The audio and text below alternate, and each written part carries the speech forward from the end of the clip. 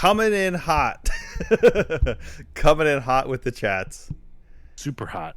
Super hot. Super hot. Not to give away what we're gonna, I guess, talk about first. Parallax Pedals does not have $700. With no context, I also do not have $700. And also, fuck this incremental update thievery.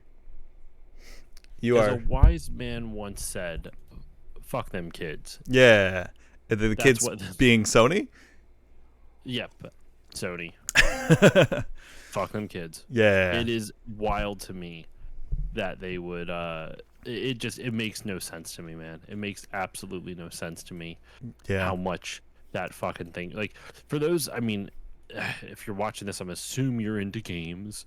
It is bonkers. We're talking about the PS5 Pro, and it is absolutely insane to me that that they're the way that it's a $700 mid-life cycle or mid-console cycle upgrade, generation upgrade. That's insane. That is so much money. I was excited until the very moment I saw the price tag. And also, welcome to the Experience Point. It's Talk Tuesday, where we talk about a bunch of stuff. I am joined once again with here Josh Koval from Still Loading Pod. Anyway, fuck Sony. That is ridiculous.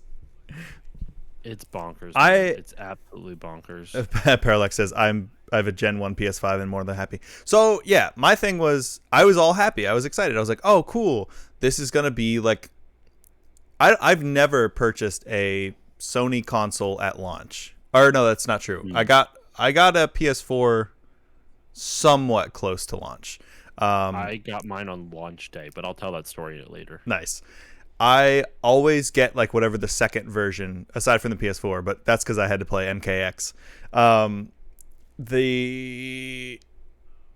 usually go for like the second, whatever the second improved version, the slim, the whatever it is, because it's usually less expensive and smaller, and less expensive being the key word there. And I was like, oh, sick, I can finally get a PS5. 700 real American dollars. I was like, okay, so I think I can probably just get... I still had a glimmer, a spark of hope, if you will, a silver lining, which was that the PS5 Slim, which I did have my eye on, and does actually have a disc drive, is gonna probably go down in price. So I'll probably just get that one, because I don't have a PS5 at all. So I was like, oh, okay, maybe I'll just get the Slim then. I am not getting... That is absurd. 700... It's like the third... Like, I think adjusted for inflation, it's the third most expensive console launch of all time. I don't know. I did see someone post, like, the last handful of, like, Sony. I think it was Jeff Keighley posted what all the consoles were worth, like, after inflation. Hold on, I'll bring up the tweet. Because that was really interesting. Like, if you adjust for inflation type of thing. Yeah. Like I think the Atari... The original Atari and the CDI, I think, are the most expensive. Yeah, it would make sense, because it was like the Atari was like $250 back in like '77, which you like right triple that or some shit. Where Pro on game consoles is now the new Turbo. Yeah, oh totally. Well, Turbo on cars and also video games. Like I'm thinking about how many versions of Street Fighter 2 came out. Street Fighter 2 Turbo, Street Fighter Hyper, Street Fighter Tournament Championship Edition, Hyper 350 58 over 2 days HD remix Dream Drop Distance. That's just you went too far with that. The PS1 is now adjusted for inflation. This would be $611. Okay. PS2 adjusted for inflation would be $546. PS3 adjusted for inflation. Whoops.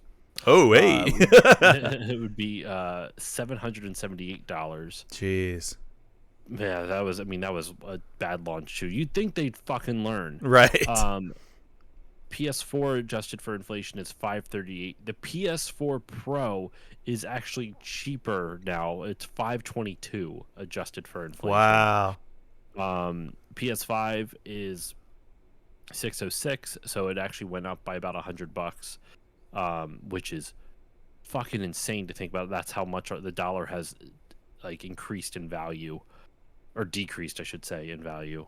Because it was 500 at launch in 2020, and so it went up by $100 if you think about over the last 4 years. Yeah. And then 699 would be the PS5 Pro. Jeez. Yeah. It's just absurd. It's just too much. It's way too much. It's much too much. And yes, naming things plus is also dumb. I could not care less. Like the problem with it as well is that there is there so the PS4 Pro, when you got the PS4 Pro, it would be able to, you could play games in 4K, which the PS4 originally could not natively do. Right. And play 4K it Blu-rays. It could play 4K Blu-rays, and it also, just in general, had overall better video fidelity, and it was noticeable. Like, you could note, like, maybe not so much in gameplay, but at least in terms of resolution. And 1080p to 4K is a pretty big fucking difference. 4 times, yeah. But then you get to PS5 and PS5 Pro, and realistically, all it's doing is just sharpening the edges. Like, you're paying $700 to sharpen the edges of your image. Right. Like, it's already like there's not that much of a noticeable upgrade. And what's up, Shell Shooter? Happy Talk Tuesday. Happy Talk Tuesday. Yeah. At this point, is it just that games and consoles are not improving at the level that they used to? Is it just that, like, we only can have so much improvement between them? Like, I know it's not a PS6, but like I bet when the PS6 does eventually come out that it's not going to be that much of a difference. It's not going to be a big difference. Or we could just do what Parallax is saying, and maybe PS6 should be called the PlayStation 3 divided by 6 equals 0.5 square root. The only thing I see, this is where I think Nintendo is doing it right, and I've become more of a Nintendo fan over the last couple of years. But like the problem is that both so we're at a weird, like, my mind just went to a bunch of different places. So let me go with each thought process real quick here. First thing, with what Sony has been doing over the last couple of years, and Microsoft to an extent, but Microsoft has changed their business strategy in the last generation and a half, and I'll get into that in a moment. But since the PS1, their next thing is always the next most powerful system. Like, when you saw the PS1 to PS2 up, like, difference, it was mind-blowing. Absurd. Huge. PS2 to PS3 still pretty incredible, but not quite as large as PS1 to PS2. PS3 to PS4 was still noticeable, but like Last of Us on the PS3 still doesn't look awful. Like, you can really see it in some of like the fine textures, like hair and stuff like that. But a lot of like the world textures like look almost compare, like, it definitely doesn't look as good as games now, but it looks good still. Like, it still looks like there's some realism to it. Yeah. So with Sony constantly trying to just push graphical fidelity, we're at the point now where, as like, there's not much farther you can push graphical fidelity. Right. Like, there's already games right now. Where's that one game where it's like a SWAT type of game, but basically looks like a found footage like game, and it's kind of terrifying to me that that's actually rendered in real time. Yeah, footage of that makes me uncomfortable, and it's probably because of all the fucking body cam footage of cops killing people that I've had to watch on social media. Tyreek Hill, I mean, he didn't get killed, but like the recent, you heard about that, right? Which one? I hate that I have to ask which one. He's the Miami Dolphins wide receiver. He didn't get killed or he didn't get shot or anything, but he was pulled over by a cop at a traffic stop for speeding. I don't know what his speed was. Of course, the people on one side are like, he was doing 95 in a 60 or in a 40 or some shit. I don't fucking know. Either way, what happened was he was a little rude to the cop, and the cop used excessive force and arrested him. Gotcha. Yeah. And there's body cam footage. You can see it, and it just kind of brought the so anyway. That literally happened on Sunday. It was right. He was on his way to the stadium to play football that day. Oh my God. Miami. Isn't that wild? I fucking hate. Oh, okay. Let me. I hate cops. That's all I'm gonna say. I don't hate them. I just think that the system's broken. I don't know. I think painting anything as an absolute is a dangerous mentality. Sure, but in this case, they're working for a system, like, and they are taught to defend a broken system, or actually, not. I'll even counter that it's not a broken system. It's working the way that it's designed to, which is to oppress minorities. That there is that's a whole different discussion. Yeah. You're not wrong. I mean, looking back on how loitering laws came to be and shit like that, stuff like that. I don't know. I don't know enough of it. I think in general, painting anything as an absolute is a dangerous precedent. But not anything, I should say. Not anything. But yeah, there are but anyway, so yeah, I'm not a fan of that. Back to the original point though, with graphical fidelity. Yeah, Sony's been pushing graphical fidelity for God knows how long, and you can't really push it any further than that. Xbox has been trying to push it as they're not really trying in the console space anymore. They're trying to push their whole games as a service thing with Xbox Live and Game Pass and how they've been handling stuff like that. They've been doing that for a while, and it kind of like with the original Xbox to the 360 to the One, they were really trying to do graphical fidelity.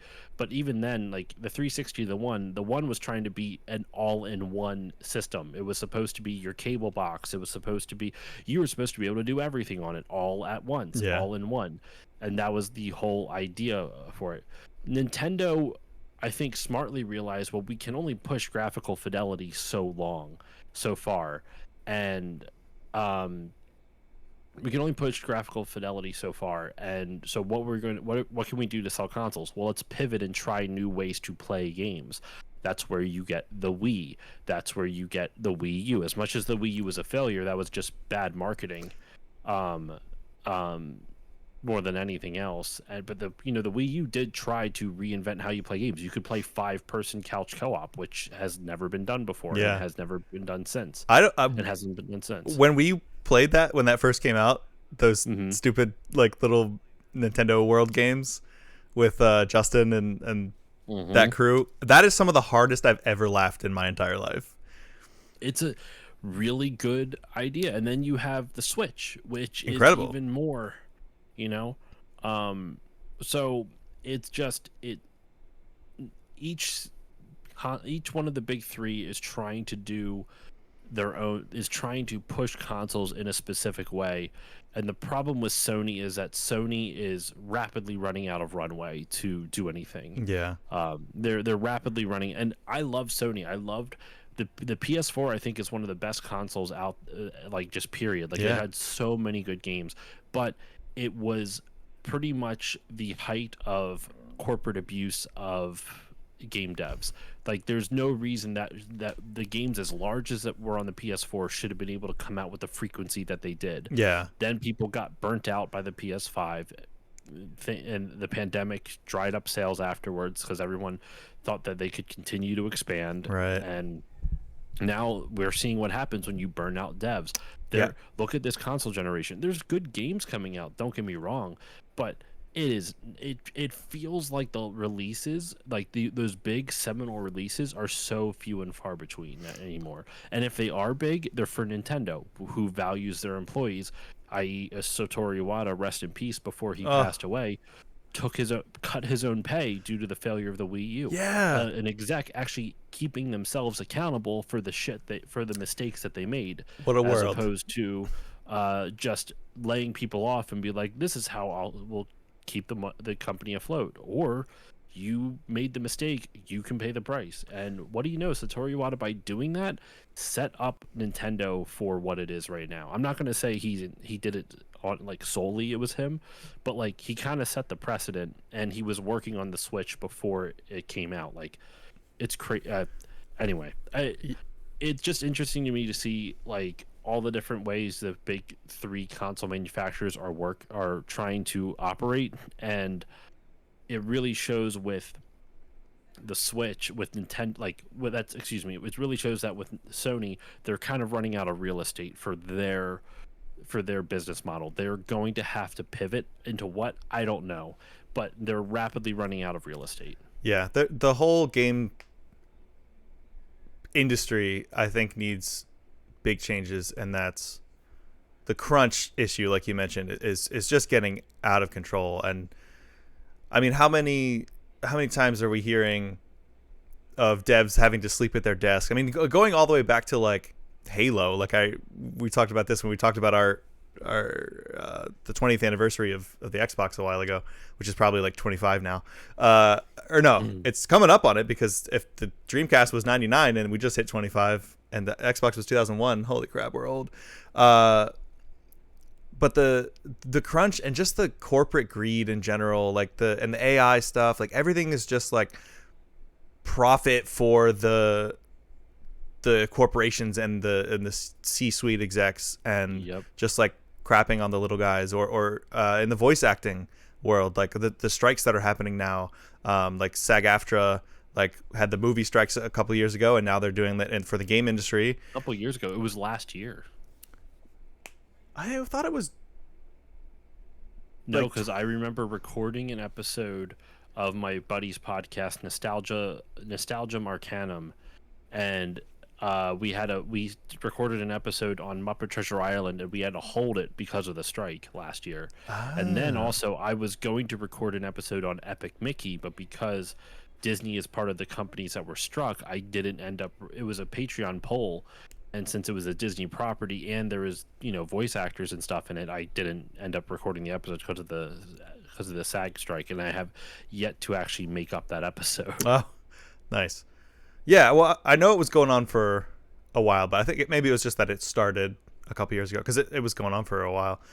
But yeah, now they're. It's been like that since the dawn of time too. I I know. think the main thing is, though, when you look at crunch back in the early days, one, the teams are smaller. Two, there was like they were all like in their early 20s. They didn't have significant others, or at least they weren't married with kids Right. or anything like that.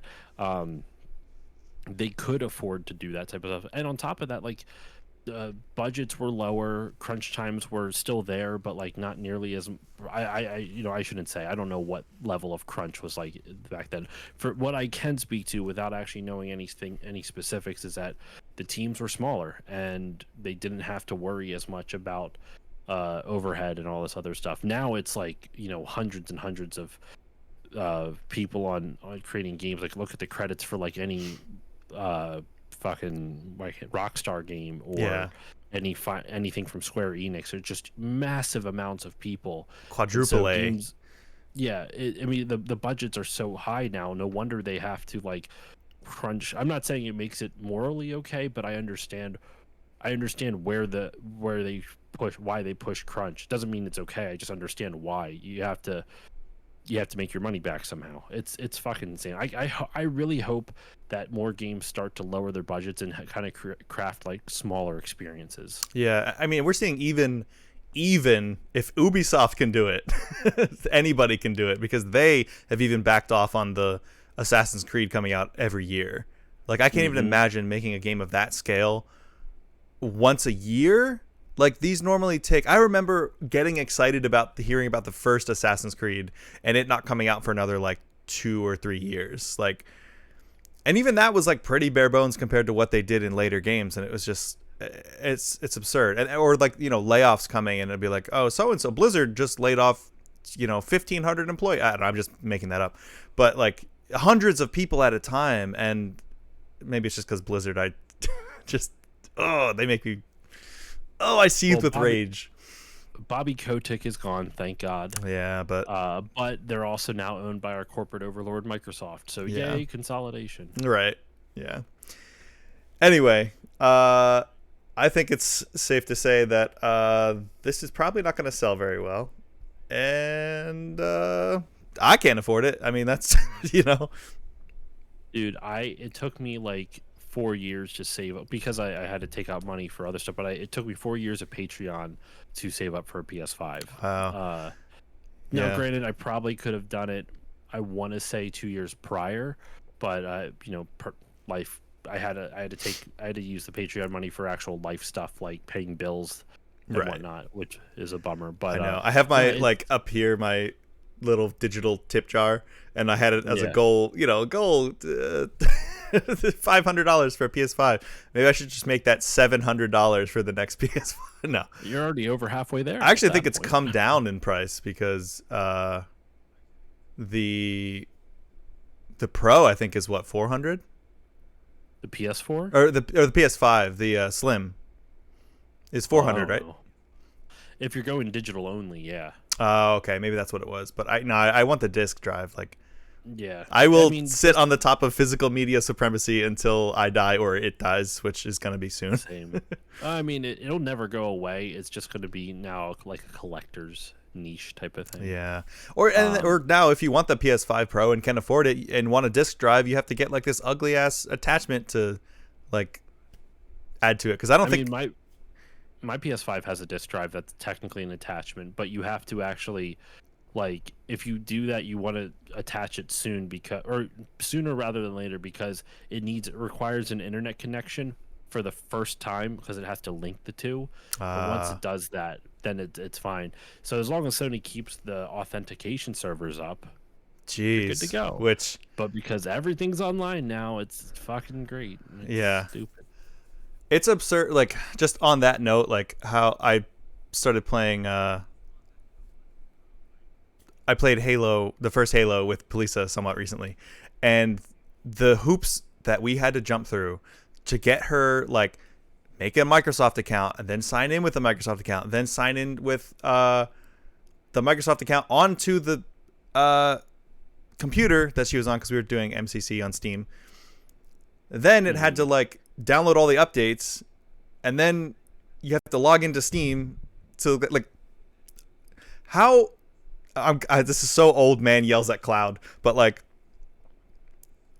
we've come so far, we've fallen so far from just plug in a video game system, put the game in, and sit down with a controller and play it. I realize that like my hair is turning gray as I'm saying that, but it's just a frustration. It's a valid criticism. I think like the issue I have with it is that I don't mind. If we want if games are getting too big that they can't hold on disk and disk drives can't keep up with the demands of rendering and stuff like that, I'm fine with having to install games on your system in order to be able to run the disk and stuff like that, or at least part of the game on the system in order to run the disk. No issue with that.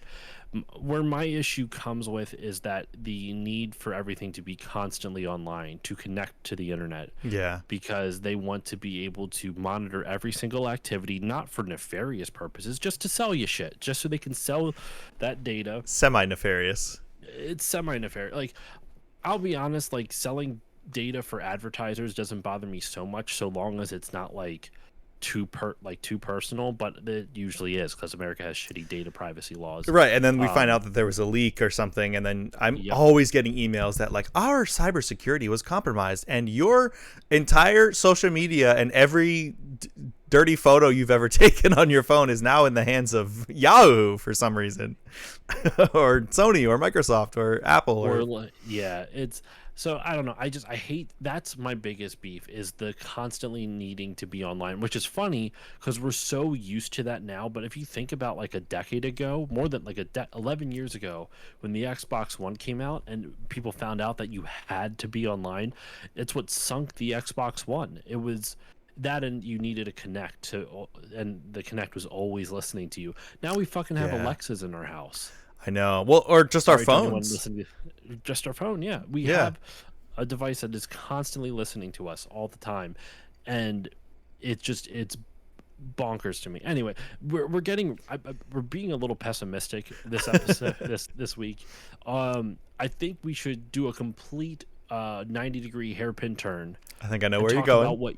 We'll talk about what both you and I experienced this week, this past week. So Andrew, what did we experience this past week? Well, this past week we experienced, I would say, I was about to say arguably, but no, I will definitively after this say my two favorite nerdtainment artists. Oh, I know, I tweeted that out, and it definitely works better in text form. Nerd rapper extraordinaire Mega Ran and the Cybertronic Spree which is a rock band fronted by, well, just the entire band is people dressed as Transformers. We went to a concert to see both of them, and it was incredible. It was there you go, Parallax is out. And I'm done. Yeah, we saw Mega Ran perform and the Cybertronic Spree. I had never seen Cybertronic Spree perform before. They were fun though. Not 100% my cup of tea, but like they were one of the most fun bands I've seen in quite some time. Yeah, I remember like describing them to you before we went. I was like, they are like their music. So it's about 50-50 like of their original music and covers of, they're dressed as Transformers, so they're gonna cover like 80s songs, 90s songs, like a lot of nerd stuff. Yeah, all their Transformers stuff. You got the touch. You got power. You got the power. We got Nothing's Gonna Stand in Our Way. We got Dare. They played the Mortal Kombat song. They played Pokemon. But they're like designed to be like a hair metal band, kind of like that style of the 80s. So if that's not, your thing, that's totally fine. And musically, I remember saying like, yeah, musically, like not technologically, but like from a technical standpoint, like they're fine. It's serviceable, it's doable. But where they really shine is like putting on live shows. Like I saw them at MagFest a couple years ago. So this is my second time seeing Cybertronic Spree, third time seeing Mega Ran, who's always a great show. But Cybertronic's like stage presence, they have a whole member of the band who's dressed as Soundwave, like arguably like the coolest character of the original Transformers series, just come out, doesn't play any music or instrument or sing or anything, and is just like the hype man. Like he's just like jumping around on stage and throwing out the beach balls and like running down into the crowd and like taking selfies with people and just getting people hyped up. And like I like their banter in between songs and stuff. Like they really commit to the "We Are Robots" thing. Like the Hot Rod, I like that a lot. Yeah, Hot Rod, who was the singer, is always like, all right, humans, so now like what do they say, like Soundwave is going to eject. And then like they made like a Shockwave, who was the drummer, was like in the robotic voice was like, I think Soundwave ejected onto the floor. And they're like, nope, we're good, he's shooting blanks tonight. It's funny. They have a really good sense of humor. The cheesy jokes, like, we drove all the way from Virginia and boy are our arms tired. Yeah. He was like, wait, that wasn't quite right. Was Hot Rod a good prime? We're getting into it. In my very limited experience of the original series, would say yes. But nobody beats Optimus Primal. Yes, I said it. Monkey, not truck. No, I don't. Truck and monkey. I have no strong opinions on it. I am not a Transformers fan per se. I'm not a fan. I just haven't really watched it or paid attention to it or anything. Yeah, I would say I don't know that it needed to be Hot Rod. I kind of would have liked Bumblebee to become a prime, But Brave Little Toaster is greater than the whole squad. You're not wrong. Actually, that's so funny because I watched that with my girlfriend recently, and we were both just like, this is for kids?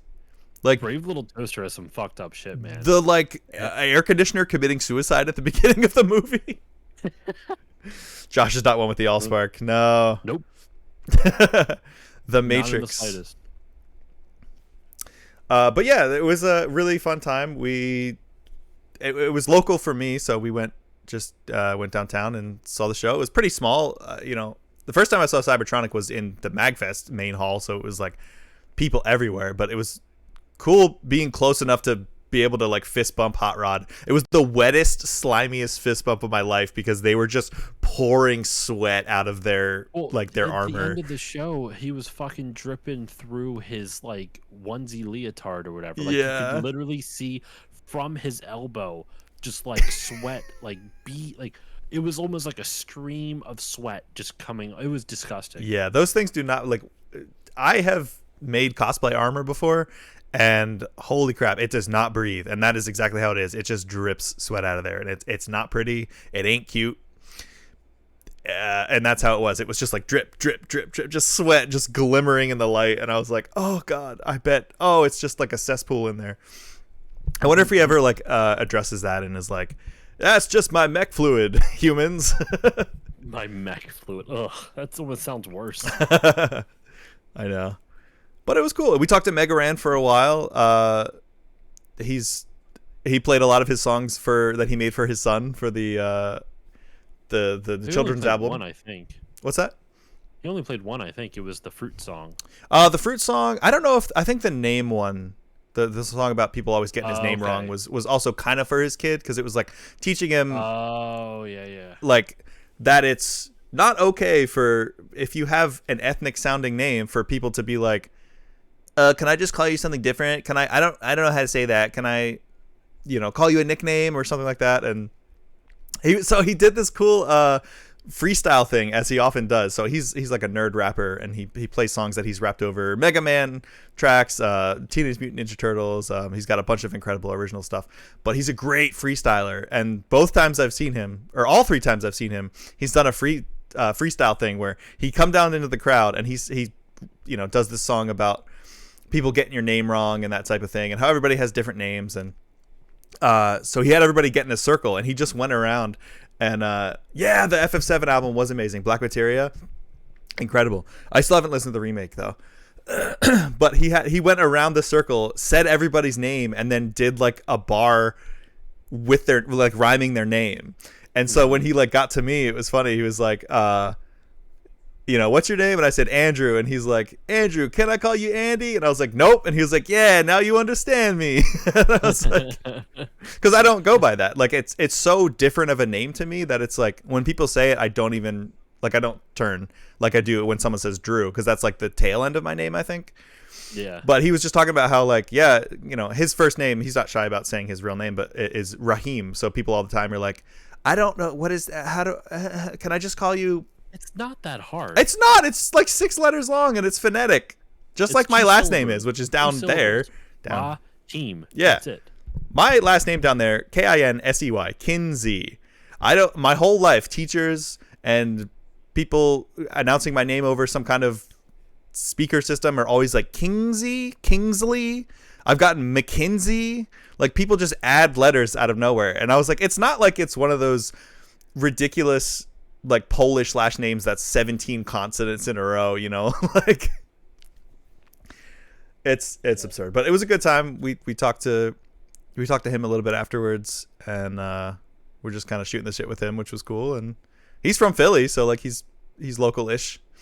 I'm hoping to get him on the show at some point. He did say to reach out to him, and he gave me his contact email. Yeah, I already did email him. I haven't gotten a response, but he mentioned how he is on tour right now, so he probably wouldn't be able to answer anything or respond to anything. So that's totally fair. I'm going to reach out after his tour is over and he's back home and see if I can set something up with him. Yeah, because that would be like, holy shit, I'd be so happy to get him on the show. That would be cool. I wonder if if Cybertronic Spree would do if they do interviews and stuff like as the characters. I think that would be awesome.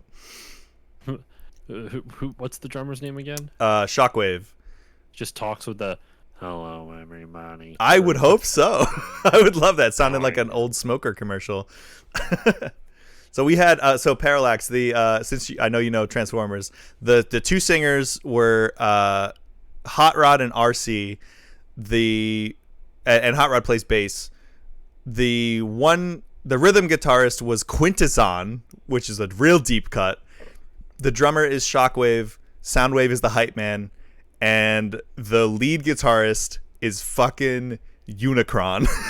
Like he had the wings and everything, and the big horn helmet. I don't know how he like is able to like shred with those gloves on, like those blocky finger gloves. I was like, that's incredible. And the fact that you can't even see. I'm like imagining putting on a show where you're just like looking through like a mask the whole time, a helmet, not just a mask. That's why I'm like, the stage presence and the fact that they can do it all while dressed like that are incredible. I must research. They're nuts. Yeah, they're if you can, I mean, they're still on tour, so depending on where you are, you could maybe travel to see them. But I don't know. Oh, you're kind of local to Philly, so they're probably not going. Well, they're from Canada originally. Oh yeah, which is why I always try to see them when I can, because they're it's not like I'm getting up there. Well, when I posted about them on Instagram, a buddy of mine, Dave from Remember 64, he's like, "Oh, Toronto, like Toronto fam or something like that." Nice. What did he put? He said, "Local icons from Toronto." So there you go. That's cool. Toronto, the distant land of Toronto. Canada. Whenever my buddy TJ he's from Ontario, which is the province, where where Toronto is located.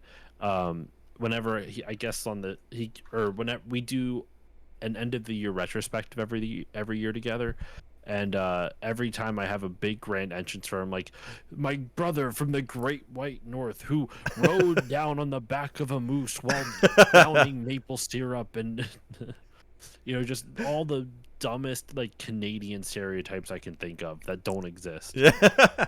Do they though? No, they don't. I don't know. So if you're cool with it, I got something else to share that I experienced this weekend. Yeah, go for it. I have a few really short ones, and I have 3 short ones that all kind of tied together. So go for that, and then I'll say mine. I was gonna say because I don't know how long mine's gonna go. So why don't you just go through your short ones quick? Okay. Well, my real short list is: have you ever watched "Don't Hug Me, I'm Scared"? No, never even heard of it. Okay, then I can't say a lick about it. I will say, so it's a YouTube series. There's 6 episodes that are like 5 minutes long, and then they got a big budget mini series that they made that is 6 more episodes that are like 20 minutes long. So they're like full episodes. So it's still relatively short. I mean, you can watch it all in a day.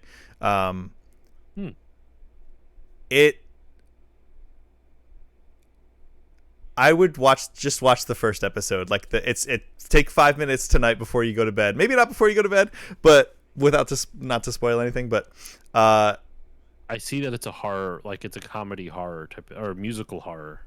Yeah, I guess you could say that. Yeah, it is incredible. The music is great. The production is incredible. It really feels like it's set up like a children's show, and it really feels like everything's real. Like if there's anything that's like CG or animated, like it makes sense for it to be, but everything else is practical. Like it's like a Muppet set. Okay. But I watched that with Polisa, and we have been talking a lot about it because there are ridiculous theories involved. I would definitely recommend. You'll get all of the songs stuck in your head for the rest of their life because they're great.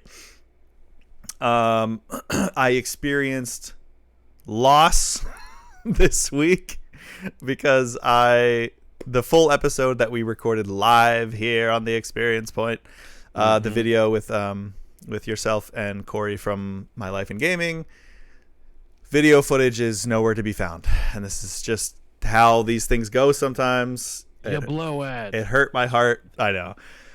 The only thing I can think of is I didn't export it to YouTube from Twitch in time for the very short duration of Twitch's hosting to expire. So it's gone into the digital void forever. So, but if you do want to hear the version of the episode that's been edited. Experience Point, the lost tapes. I know. Yeah. Oh God. I mean, the only way to release it, I mean, the video is gone, but like, unless you just send me the full unedited audio only, I could do it as like a full podcast, but that kind of defeats the purpose because you've edited it and chopped it down. And I usually like to release full live things. But I don't know if it makes sense to release it as a just audio only, but maybe I will. I don't know. Well, I did have to cut out your 1/9/11 joke. That's true. It was really it was so out of left field. Like it was a good joke, but I was like, oh my god, that's dark. Well, it I don't was even- a little bit out of left field because we had been talking about it. So I circled back, but it was like a way What? circle back. I don't remember us talking about it. Really? I thought we did at the beginning, and then at the very end, I made another joke, and I was like, it was a callback. It was definitely a stretch of a callback, but I'm glad to hear that the joke was good. I don't even remember what the joke was, but I'll just take it. I don't remember anymore. I'll take I just remember I was like, I can't put this in. I have to edit it. Yeah.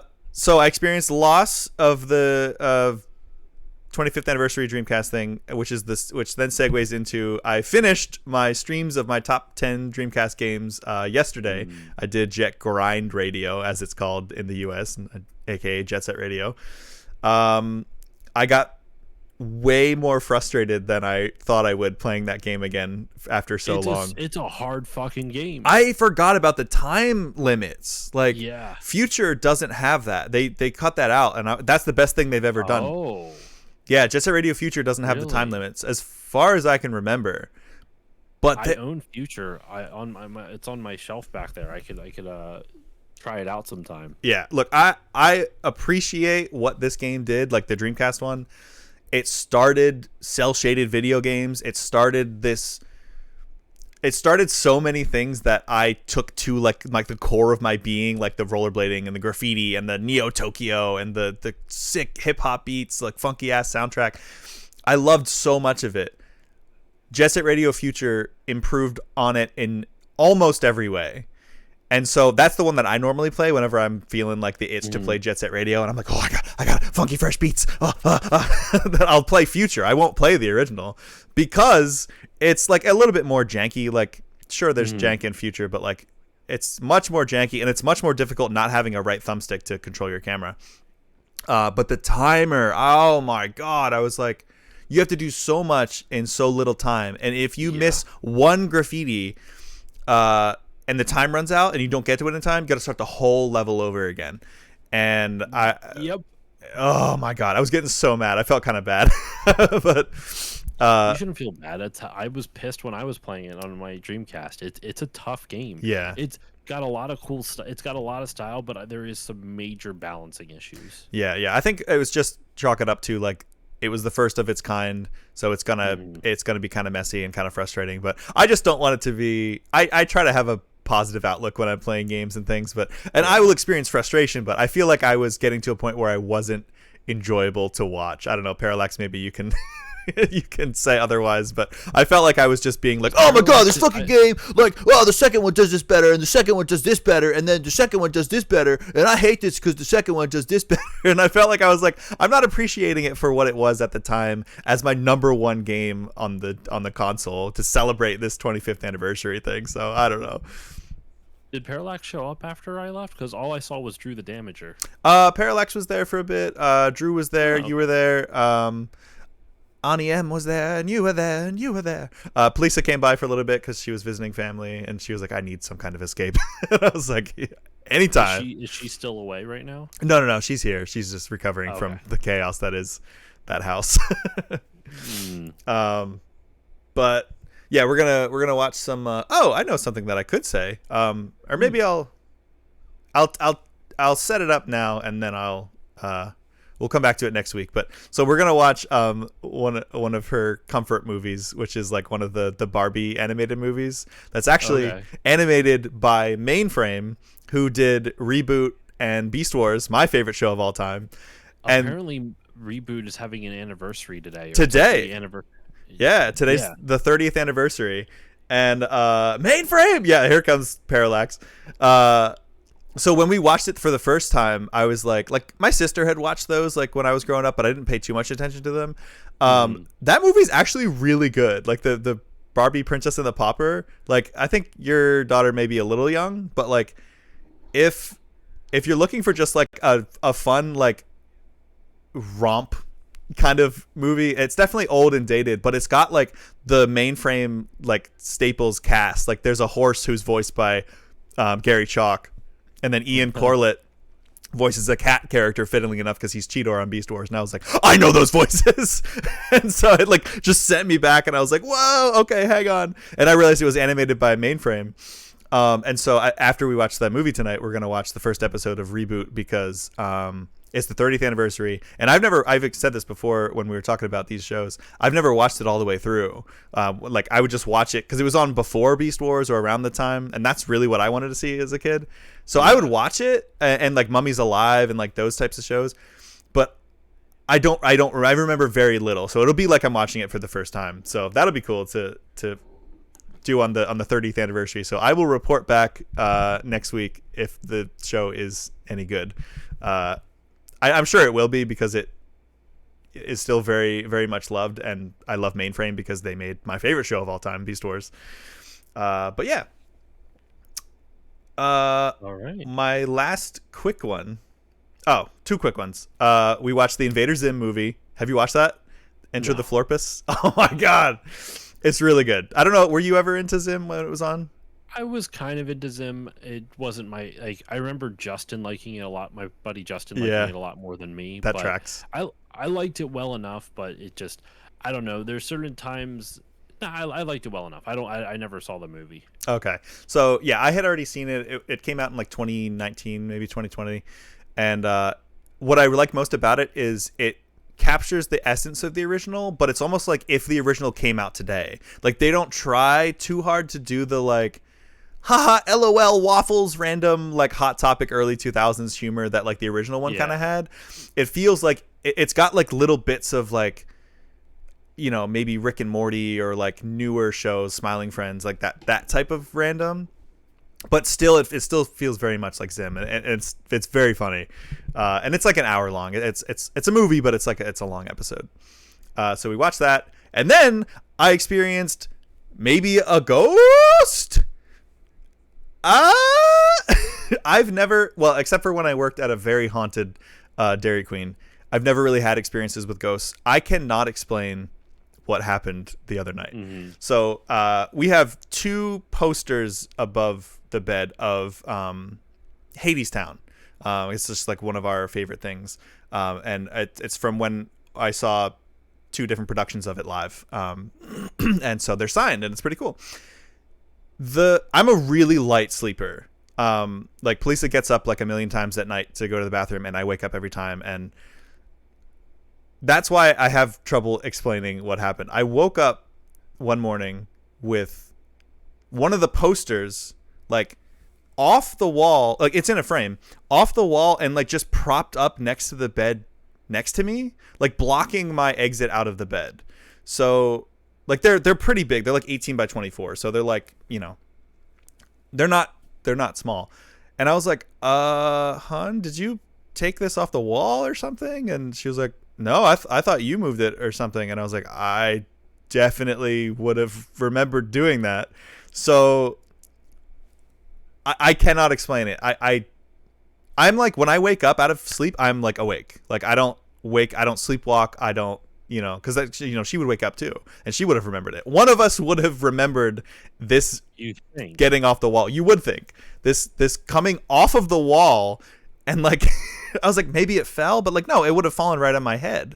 Like there's no way one or both of us wouldn't have woken up. It was very strange, and I'm still concerned about it. I mostly don't believe in ghosts, but like it's a very weird occurrence. I think if you had a ghost issue, you would have noticed something at this point by now.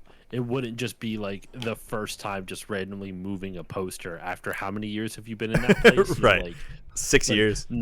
Yeah, like I don't think you have to worry. I'm not necessarily a skeptic when it comes to ghosts, but like I also don't want to fuck with that shit. Like, yeah, you know, I'd rather not. Like I live in an old farmhouse, so it creaks and moans and it normally doesn't bother me at all. But of course, when it gets to Halloween time, you know, my spidey senses start tingling, and my anxiety starts creating things that's not there. Because of the rest of the year, I don't fucking care. Yeah, but it's very strange. What was the kind of? Oh, I know you don't really do scary things, and neither do I. What's the scariest media you've experienced, like a movie or a game? I guess either the original Halloween or Texas Chainsaw Massacre. Ooh. Or The Exorcist. Okay. The Exorcist scared me. I enjoyed all of those though. Like for different reasons, but like The Exorcist just unnerved me, even though it's such an old movie. Yeah. Um, It's the the unnerving Texas, ones that get me. yeah. Well, Like, that's really what horror's supposed to be, right? It's yeah. supposed to make you scared. It's not supposed to jump scare you. It's supposed to, like, after you watch it, you're just kind of like you can't stop thinking about it. It unnerves you. It makes you uncomfortable. Yeah. Those are, and that's what, like, the original Texas Chainsaw Massacre really, like, whoa, that was a heavy one. I can't do slashers. Like, the Jasons, the Halloweens, the Texas Chainsaws. I just am like, I don't like. I realize that this is coming from the guy who loves Mortal Kombat. I just don't like the violence for the sake of violence. Like, there's very little. So I like Saw. Like, that's a very violent movie. But I know. But That there's. makes no sense. But You it picked- does. Mortal Kombat and Saw are the two of the most violent things for the sake of violence. I would disagree because the reason I like Saw What and do you mean? That was the whole marketing point of Mortal Kombat was the violence. yes, but for me, what drew me in wasn't the violence; it was the story. It was like when the arcade screen is trying to get people to play. Like, yeah, I'm watching people fight and stuff, but then like you'd get like a 6-paragraph thing about each character, and I'm like, what? These different realms? Like, what? This person tried to usurp the king and the queen and what? So they're like, they had something to fight for, and with Saw, like the story of the movies are actually really compelling. I agree. I agree with that, but you have to. But regardless of your reasons for liking it, the whole purpose they exist is to sell violence. I know, but that's not why I was drawn into it. So if Mortal Kombat didn't have the story and the heavy lore that it does, I would have chalked it up to another like Eternal Champions or another just violent, video game back then.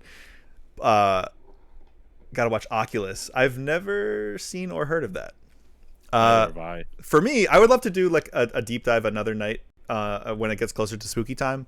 But for me, the scariest things I've ever seen were probably Annihilation. Do you know about that movie? No. Oh, okay. That's not Mortal Kombat Annihilation. That's scary because it's so bad. No, it's a weird psychological sci-fi horror movie with Natalie Portman and Tessa Thompson. Okay. It's really good, but I was messed up for a while after that. Like I was just like, watch that by myself at night. Don't recommend. And then the first time I played PT, the Silent Hills teaser, played that by myself alone at night in an old creaky house. Never gonna do that again. That game messed me up for days after, because it's the, like, yeah, it has jump scares, but it's the quiet moments where you're just like, what the hell is happening? Like, what is going on? It's the anticipation that gets to me. Like, I tried playing Alien Isolation back in April for the April 26th is Alien Day, because 426 LV426 is the planet from the first 2 movies. And I was like, yep, no, I'm good. I don't need to continue this because it's just so unsettling. Great game. Probably not going to play it anymore. I believe that is the last of the things that I have experienced. I will have one to report on. I'll have 2 to report on next week. Because something happened today, but I don't know how I'm going to respond to it yet, and I will come back next week with a fresh answer and maybe a fresh take. So, okay, the floor is yours, sir. Well, I guess maybe I should have gone because mine's going to be a lot shorter. Oh. You're like, it's like 2 quick things, and that was like 7. I know. It kept sparking new things in me. That's the best part about it. Yeah. That's what I like about Talk Tuesdays. We talk. So I went to a convention over the weekend. I went to RetroCon. Right. On Sunday. Got to went there with my brother. I actually met some guys from a different podcast network who actually host Mega Ran's podcast. Oh, Matt cool. Mania, when he did that. So that was kind of cool. And I chatted with them a whole bunch, and they might actually reach out to me with their video game podcast may reach out to me type of thing to like do a guest spot or something like that. So that would be kind of cool. Picked up one thing there. My brother actually spotted me $20 for it. And hold on, I got it right here. Nice. A new car! God, I wish. the making of Dungeons Ooh. and Dragons. Whoa, This thing, 1970 to 1977? this thing is like a tome. Holy crap. Look, I can't. I'm seeing a delay. I should bring up my Discord so I can actually see what the fuck I'm. Yeah, the thing's like a tome. It's like Yeah, over 600 pages. that's no joke. It is. It's got four. Hold on, let me see if I can find. I don't know if you can see that in there. It's got four different bookmarks. Oh, You can that's see the sick. I little. love that. Is that nuts? And it's got. I won't go into all of it, but it's got scans of actual original documents of Wow. everything. Uh, It's just like chronicling the way that they created the original tabletop game. Yep, Gary it's showing Gygax. the Gary Gygax and Dave Arneson. It's showing the original, like some like there it has scans of their early correspondence. It has like it shows where Gygax and Arneson got their start in the wargaming community. Huh. Something I didn't know is that a lot of the early D&D stuff had some pretty problematic portrayals of various things in it. I wish I could say I was surprised. Well, they talk about how like in like the preface they leave it all in, but they acknowledge like listen, like this was made by middle-aged white suburban dudes in the Yep. In the 70s. marketed towards middle-aged white suburban dudes in the 60s and 70s. Like, Yeah. you're gonna have some problematic shit in this, like especially like it's very nonchalant about like slavery and shit. Like there's some fucked up stuff in it. I don't know all about it. I haven't read everything just yet, but they were like, we don't want we refuse to erase the past because otherwise you don't learn from it. Yeah. But we're also not going to necessarily condone it. We want to show you this. This is what they said back then. Sure. But look at where we are now, type of thing. Yeah, it's kind of like Disney. Like as much, problematic their stuff is. Like if you go to watch Dumbo on Disney Plus right now, there's a thing that pops up that's like, look, this shit that's got some shit in it. Like this was made at a time, and it was not okay then, and it's not okay now. But removing it or censoring it is the same as acting like it never happened. So they acknowledge it at least. So give them, a little bit of credit for that. And it's good that for this book that they include that. Mm-hmm. As much as Wizards of the Coast is a pretty fucked up company, I'll still give them a W when they get a W. Yeah. Fucking, you heard about what they did with the Magic the Gathering stuff, right? Like a couple years ago, like 2-3 years ago. Maybe you may have to refresh me. There was a new deck of like Magic the Gathering cards being released, and they accidentally sent packs early to some of like their influencer people. We talked about this. To return it back, they sent the Pinkertons after that. That was not how I expected to find out that the Pinkertons from Red Dead Redemption were real, number one, and number two, still exist. Yep, they committed a lot of war crime atrocities back during the late 1800s and early 1900s. Union busters and killing swaths of indigenous people. Anyway, oh we my don't God. need to get Damn. they're bad. They were bad. They were really, really, really bad. So anyway, so RetroCon was great. Got to meet some cool people. Saw some crazy ass merch that I never thought I would ever see. There was like a Wizard of Oz like doll playset from the 60s or 70s. They looked like action figures. I'm like, huh. What kids in the 60s and 70s are getting these? Like the movie came out like 40 years prior to that. Wow. That movie's old now. It just had, I think, its 100th anniversary. Either that, close to it. I don't know when exactly. Hold on, The Wizard of Oz, 1939 is when it came out. Okay. The movie. So it was probably its 85th anniversary, if anything. Yeah, that's probably what it was. Because it'll be at its 90th in 5 years. And then it will be at its 100th in 15. So that's absurd. Oh, I think next week, I know you and I talked about, I forget if this was on stream or off, maybe both.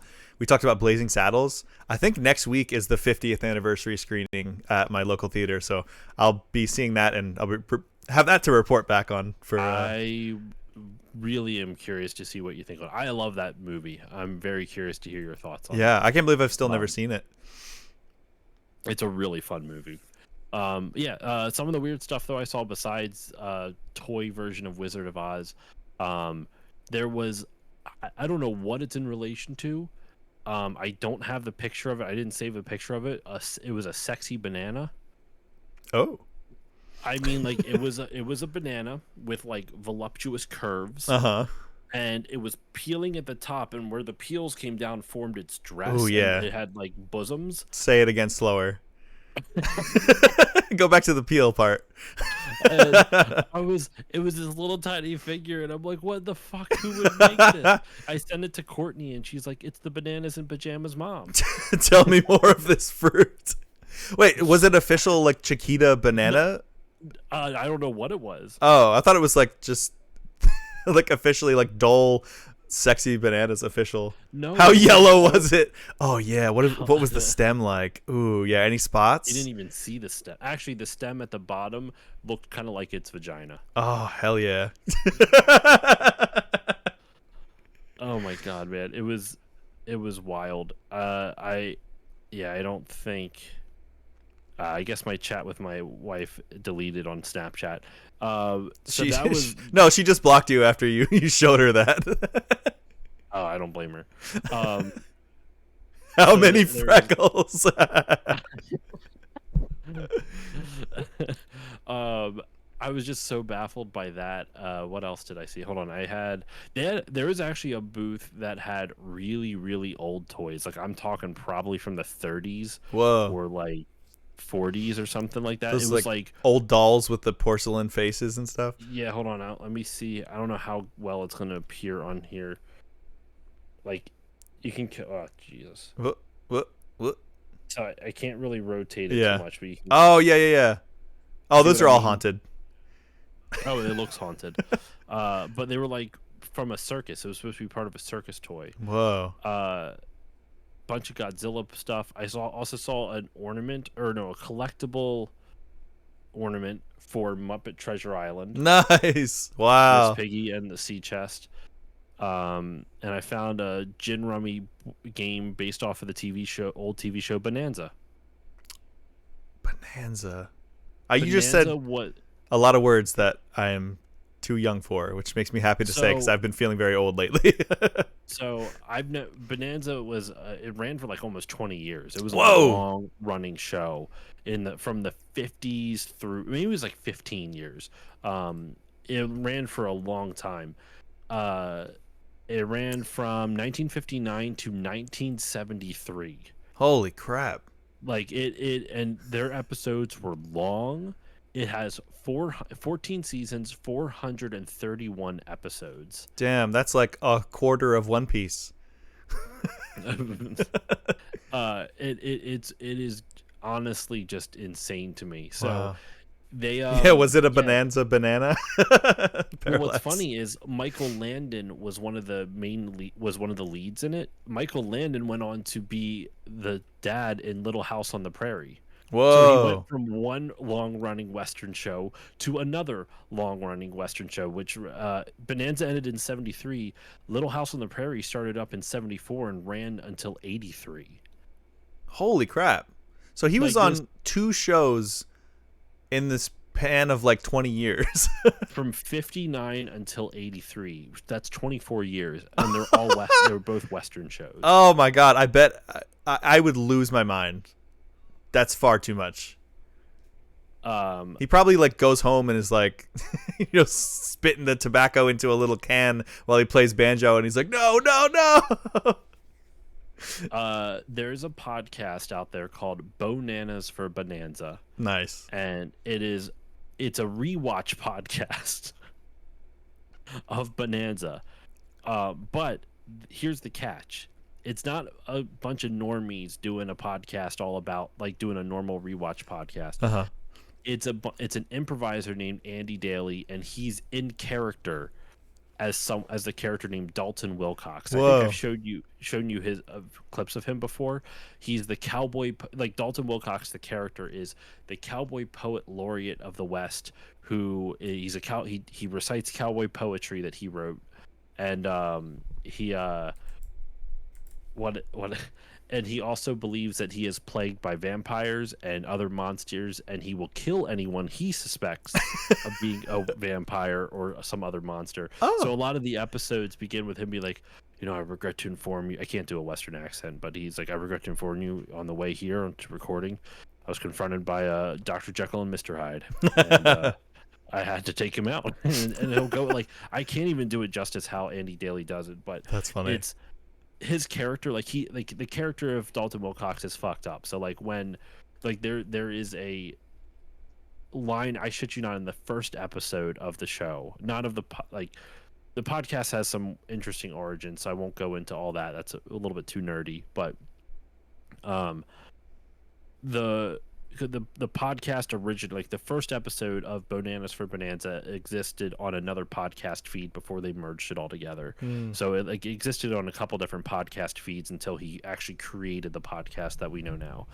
And on the first episode of the podcast and of the actual TV show, there's an episode, the first episode, Bonanza. It's about three brothers and a father, and they have a cook named Hop Sing, and of course it's horribly racist. Mm. It made in the 50s, depicting a more racist time from the 1800s. You know what Yeah, I mean? yeah. Like, you're not gonna win with this. It was a racist time period depicting a racist time period. Exactly. So it's gonna be pretty bad. So I won't do the affectation, but basically they come in and the guy's like, Hop Sing, where's the food? We got some hungry men here. And Hop Sing comes out and he goes, hey, why are you yelling all the time? Like just ask me what you want. And he uses, it's the racist stereotypical accent, so which I won't do.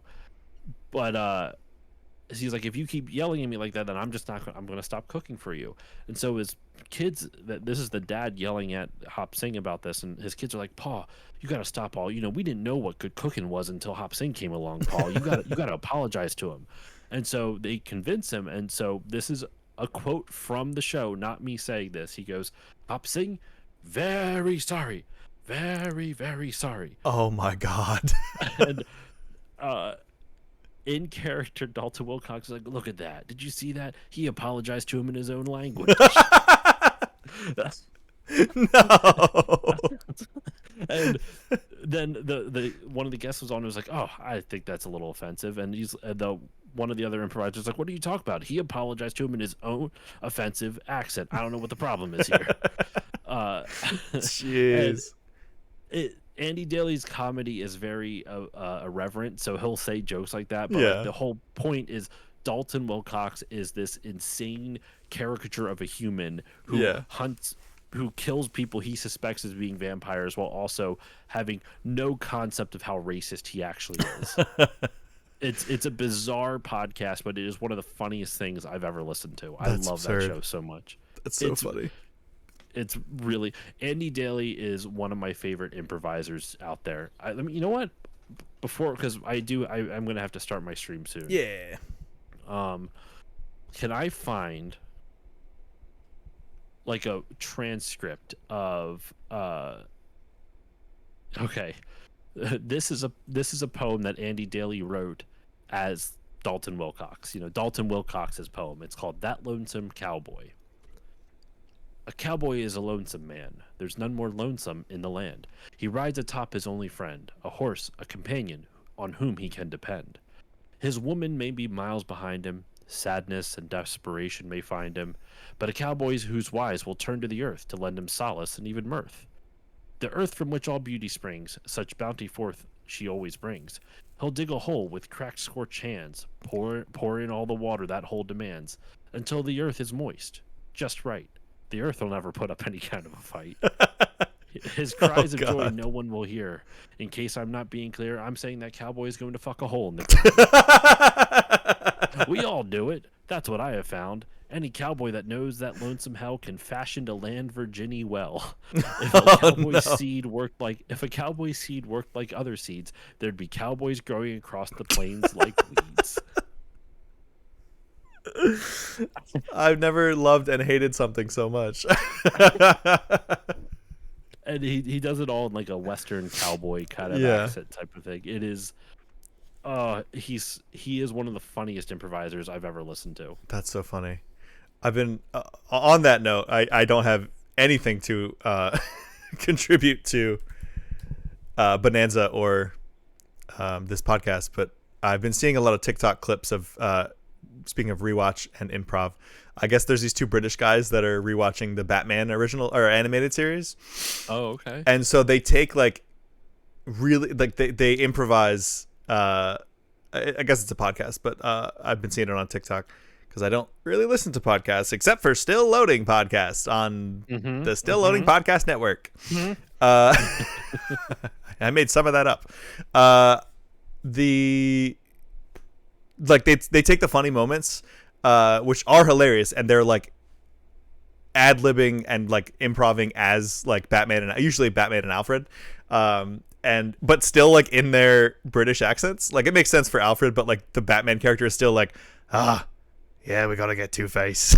it's like, but then they'll take these really funny improv moments and then edit clips of the Batman cartoon over them to make it look like the characters are saying what the scene is depicting. Okay, And yeah. it is hilarious. I wish I could remember and plug them properly, but I'm sure if you search Batman rewatch podcast, it'll come up. It's very funny. I will let you get to your stream. Are you playing the game that you just posted about? Skyrim, yes sir. Nice. I think a funny thing to note is that I think both of us have come 180 on our takes about these games, because maybe not 180. I was like, I've never really like loved them, but I remember when I was like, yeah, like I didn't really like Skyrim or Oblivion or Fallout 3 until I modded them. And I remember you saying like, well, then the game's not good. And I was like, I remember being like, well, I mean, but it's got like, it's a good starting point, and like, I guess it's still kind of good. But I think you're more right. Like I would not have enjoyed those games. I didn't enjoy those games playing the vanilla versions. I didn't enjoy them until I had mods to, one, make them function, because Bethesda games are held together with duct tape and dreams, and make them like more immersive and more like I had to damage overhaul every Bethesda game that I ever played, because I got so tired of either with a sword or a gun just like nailing somebody in the face and then watching their health bar just go like beep beep beep beep. I'm like, this is not fun to me. Like it doesn't feel, it would always take me out of it, like the immersion of like the atmosphere of the games are great until you get into like some combat, or like in Fallout you're just like blasting somebody in the face with your laser rifle and it's doing nothing. So I would always put like glass cannon mods on where it was like you do like 10 times damage, but you also take 10 times damage, so you have to be more deliberate about how you're like, if you know, in sword fights in Skyrim and stuff, like you're bobbing and weaving and like actually, you know, every sword hit counts. Like you take a couple of hits and you're dead. Or in Fallout, if you get shot a few times, you're dead. That and just the wealth of content that people have added with the modding community really made me realize that I don't think I like those games, like at least at launch. Like I just have to mod the crap out of them. And it's so funny because you posted today, you're like, I finally came around. I like Skyrim. I'm really enjoying it. I don't know if I'll be able to continue my enjoyment of it because it's happened before, but I'm finally understanding how the game is supposed to flow, and I'm really liking that. And like, don't get me wrong, it's cool that they're so accessible for mods, but it always just kind of bugged me that people would like, you can just mod it to make it better. I'm like, well, then they made a shitty game if you need mods to make it good. Yeah. Like, now I'm playing Nilla, and the just bare bones, bare ass version of it, and it's good. I'm enjoying it. Nice. Yeah, I don't think I could ever go back myself to the dark times, but yeah, that's cool. I mean, I also haven't played Fallout 3. I probably won't play Elder Scrolls 6 until, you know, I can mod it, but I don't know. One thing that I did want to try though is I guess there's a really immersive mod out for Cyberpunk 2077, which I've not played yet, but it's a VR enabled Cyberpunk mod. So I'm like, okay. So you're telling me I can walk around like a cyberpunk city and have it feel like I'm actually there? Okay. I may melt my graphics card doing this, but I really do want to try it because I have an HTC Vive that somebody just gave me, which is like one of the luckiest things that I've ever experienced. So, yeah, I'm looking forward to playing that because I still haven't played the vanilla Cyberpunk either. Because much like a Bethesda, I was waiting for the kinks to be ironed out, and it seems like with the latest update and expansion that Cyberpunk is actually like finally worth playing. I don't know. Have you played that? Nope. All right. Don't own a copy. Cool. Well, that was just get a PS5 Pro and you won't melt the graphics card. Yeah, right. Just but then $700 and then you don't have to buy a new graphics card. Right. But then I can't mod it, so I need to be able to play it on PC. But yeah, I will let you get back to the world of what the heck is the world? Cyrodiil? Nope, that's Oblivion. It's the world of Skyrim. Yeah. Fuck the lore. No, I know what it is. I played Skyrim. What the heck is the word? It doesn't matter. Tamriel? No. Oh, wait. Cyrodiil, I think, is Skyrim, and Tamriel, I think, is Oblivion. I'm probably very wrong. Anyway, I'll let you get back to Middle Earth. Yeah, we'll go with that. And everyone who's in the stream and in the chat, thank you for joining us on a Talk Tuesday. We're going to raid Mr. Koval here, and we'll just pick everybody up. I use this sexy bananas over there. Oh, I cannot wait. I need you to send me any photos you have of it. No, I don't have a picture of it at all. I refuse to take a picture of it. Like, I don't want to remember this more than Talk Tuesday. Well, Parallax and I will be very upset for the rest of time. I don't know why, like, sexy fruit is now a thing that I'm apparently into, according to the lore of this show. I'll bring the loop, he says. And with that, I think it's time to transition. I tried Googling sexy banana just to see what would come up. There's a banana with a condom on it, and there is a banana going into the center of a pear because it looks like a vagina. Nice. The pear cut in half. Well, I'm happy that the banana is practicing safe sex. Yeah, I can't find it. Now my Google algorithm's gonna be all fucked because I'm looking up sexy banana. I was gonna say your wife's gonna be like, hon, what's this on your computer? What kind of virus is this? Yeah. But all right, I will talk to y'all later. See you for the next Talk Tuesday. Alrighty, we will see you a week from today because that's how weeks work. Yes, it is. I will do a little raid and I'll bring everybody your way soon. Sounds good. See y'all then. Take it easy. All right. Now that he's gone, let's talk shit about him. No, I'm just kidding.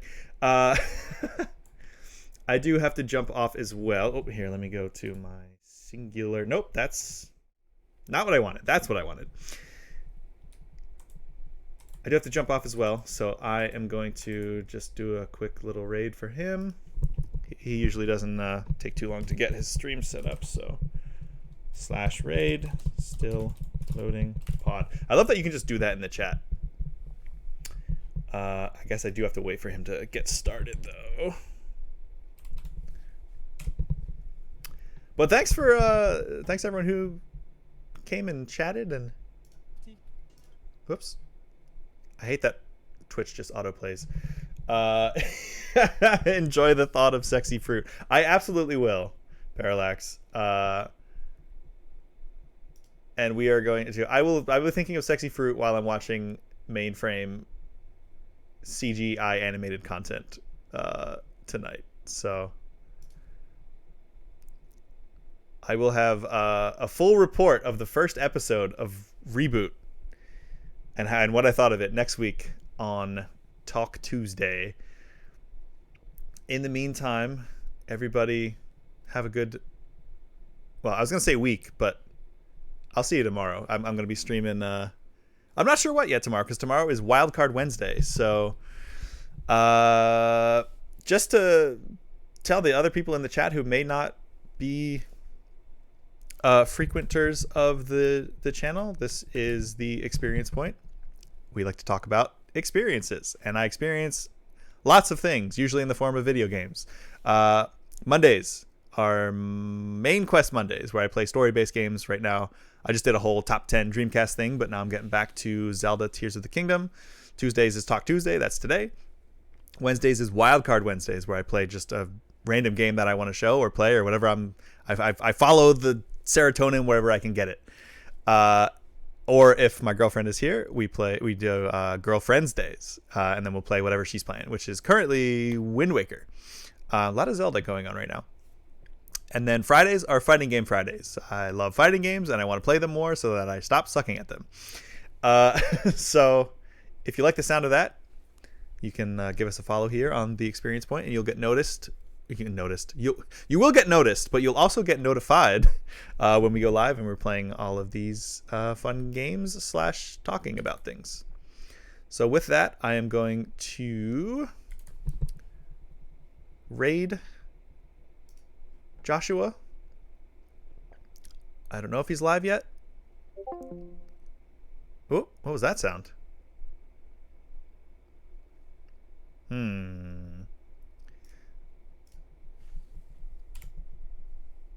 Let me see. Not me like about to search his real name in in the Twitch. He is live. Excellent. Cool. Everyone, thank you for hanging out here, and we'll catch you next time on the Experience Point. Experience things. Take care of yourselves. Take care of each other. Go to therapy. Even if you are going to therapy, go to more therapy. I've upped my therapy, and it's been great. This is Therapy Tuesdays. All right. Everyone, have a good night. I love you all. Take care.